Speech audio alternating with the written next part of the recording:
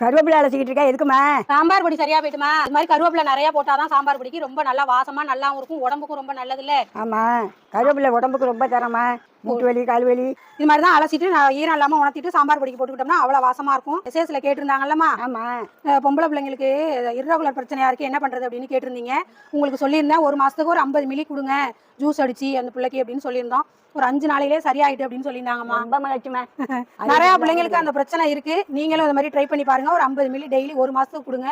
எல்லாத்துக்குமே நல்லது. இடுப்பு வலி, கால் வலி, பெரியவங்கலேருந்து சின்னவங்க வரைக்கும் குடிக்கலாம். எல்லாருமே சாப்பிட்டீங்கன்னா ரொம்ப நல்லது. காலையில வெறும் வயிற்றுலேயே போட்டு குடி. மணக்க சாம்பார் பொடி வறுத்து எடுத்துருந்தாச்சு. இப்போ திருவ மிஷினில் தான் கொண்டு அரைச்சிட்டு வர போகிறோம். ஏற்கனவே என்னெல்லாம் கலந்துருக்கணும் வீடியோ போட்டிருக்கேன், ஸ்க்ரீன் லிங்க்ல கொடுக்குறேன், தொட்டு பாருங்க. இட்லி சாம்பார், சாப்பாடு சாம்பார், 2 சாம்பாருக்குமே யூஸ் பண்ற மாதிரி பொடி ரெடி பண்ணி கொடுங்க அப்படின்னு கேட்டிருந்தீங்க.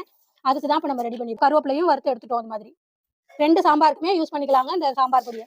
ரொம்பவே அருமையா இருக்கும். இந்த சாம்பார் பொடி வேணுங்கிறவங்க வாட்ஸ்அப் நம்பர் கமெண்ட்ல கொடுக்குறேன், மெசேஜ் பண்ணுங்க. பாய். அடுத்த வீடியோல பார்க்கலாம்.